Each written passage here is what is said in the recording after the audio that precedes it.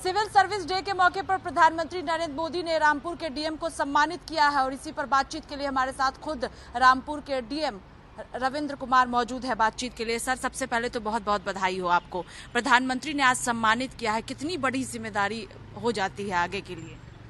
देखिए, आदरणीय प्रधानमंत्री जी ने आज जनपद रामपुर को नवाचार श्रेणी के तहत कुपोषण प्रबंधन में प्रोजेक्ट संवर्धन के अंतर्गत सम्मानित किया है।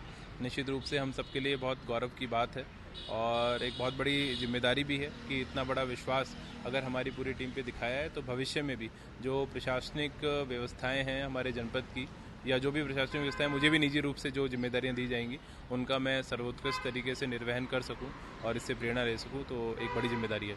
कहाँ से ये प्रेरणा मिली जो आपने इस मुहिम की शुरुआत की? चूंकि इस मुहिम से कई बच्चे जुड़े थे और आपने आहार से उपचार देने का काम किया है कुपोषित बच्चों को, तो क्या आगे भी इसको आगे कंटिन्यू करेंगे आप? देखिए, सिविल सेवक के रूप में हमारी जो ट्रेनिंग होती है और जो स्टडी हम लोग करते हैं तो बहुत सारी राष्ट्र के सामने क्या समस्याएं हैं और कैसे उन्हें हमें पार पाना है, तो लगातार एक वो चिंतन मनन चलता रहता है। जिलाधिकारी के रूप में 2 वर्ष पूर्व मुझे ये रिस्पॉन्सिबिलिटी रामपुर में मिली थी, तो हर जिलाधिकारी अपने हिसाब से कुछ अपनी प्रायोरिटीज़ तय करता है कि किस क्षेत्र में वो हम लोग ज़्यादा काम करेंगे, जहाँ ज़्यादा बड़ा चैलेंज है।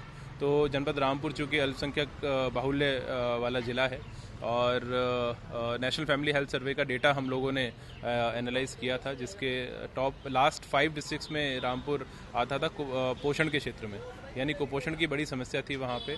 और सैम कैटेगरी के बच्चे भी लगभग 5% बच्चे हमारे ऐसे थे जो अति कुपोषण की श्रेणी में आते थे।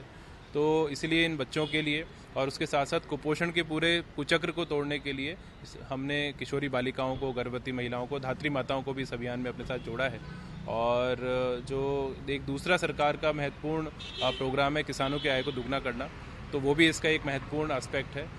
एक एफपीओ है रामपुर कृषक एफपीओ, उनको हमने साथ में जोड़ा, पायलट किया उनके साथ में, और इन बच्चों को 3 माह तक पोषण किट जो कि एम्स के डॉक्टर्स, आयुष के एक्सपर्ट्स, न्यूट्रिशन एक्सपर्ट्स के राय से हम लोगों ने तैयार कराई थी, तो उसको एडिशनल फूड सप्लीमेंट के रूप में इन बच्चों को दिया। उसके जब अच्छे परिणाम आए, 3 माह में वो बच्चे कुपोषण से दूर हुए, तो उसके बाद में एक व्यापक रूप में 5000 से ऊपर लाभार्थी को आज तक हम लोग इसमें कुपोषण मुक्त कर चुके हैं। और एक प्रॉपर एक सेटअप बनाया है, प्रॉपर प्रोसेसिंग यूनिट की स्थापना नाबार्ड के सहयोग से रामपुर में की गई है। और अब उसके बाद में किसान जो हमारे भाई हैं उनकी आय भी दुगने होने का इससे काम हो रहा है। 17% किसानों की आय दुगनी हुई है और 50% से ऊपर किसानों की आय 60 से 70% तक बढ़ी है।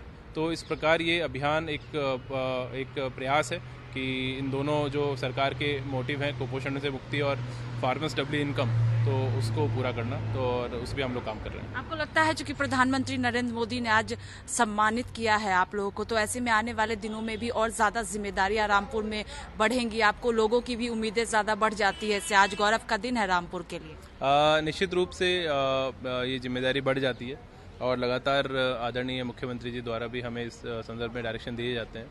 लगातार हम लोग प्रयास करते हैं कि नागरिक प्रथम और राष्ट्र प्रथम की भावना के साथ में जनसेवा के कार्य को आगे बढ़ाएं। और न केवल इस क्षेत्र में, जल संरक्षण के क्षेत्र में भी मैं आपको बताना चाहूँगा कि अभी पिछले माह जनपद रामपुर को जल प्रहरी अवार्ड से सम्मानित किया गया है आदरणीय जल शक्ति मंत्री जी गजेंद्र सिंह शेखावत जी द्वारा। और राष्ट्रीय जल पुरस्कार के लिए भी जनपद रामपुर 11 जिलों में शॉर्टलिस्ट हुआ है, जिसका परिणाम भी अभी आने वाला है। अगर हम लोग सेलेक्ट होते हैं तो आदरणीय राष्ट्रपति महोदय द्वारा उस अवार्ड को दिया जाएगा। मिशन समर्थ एक प्रोग्राम रामपुर में चल रहा है, जिसके तहत गरीब बच्चों और दिव्यांग बच्चों की सर्जरी हम लोग करा रहे हैं ताकि उनकी दिव्यांगता को दूर कराया जा सके।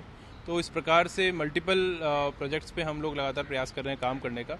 और जब इस अवार्ड के माध्यम से एक रिकग्निशन जनपद रामपुर को मिला है तो जिम्मेदारी बढ़ी है।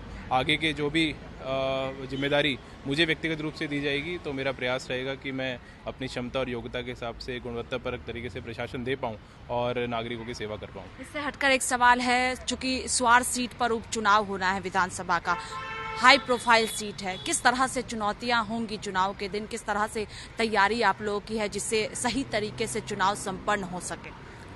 निश्चित रूप से भारत निर्वाचन आयोग ने वहाँ पे बाई इलेक्शन डिक्लेयर किया है स्वार हमारे विधानसभा क्षेत्र के लिए। नॉमिनेशन का कार्य कंप्लीट हो गया है सिक्योरिटी को लेकर हम लोगों की तैयारी पूरी है। जिला निर्वाचन अधिकारी के रूप में मेरे जो दायित्व हैं वो भी हम लोगों ने प्रयास किया है कि जो कोऑर्डिनेशन का बेसिक काम होता है वो पूरा हम लोग करा लें। कार्मिकों की ट्रेनिंग का काम अभी चल रहा है और जितने स्टेशनरी आदि का सब उसमें क्रय कर लिया गया है, कहीं कोई इशू नहीं है और शांतिपूर्वक निष्पक्ष मतदान हम लोग 10 तारीख को कराएंगे।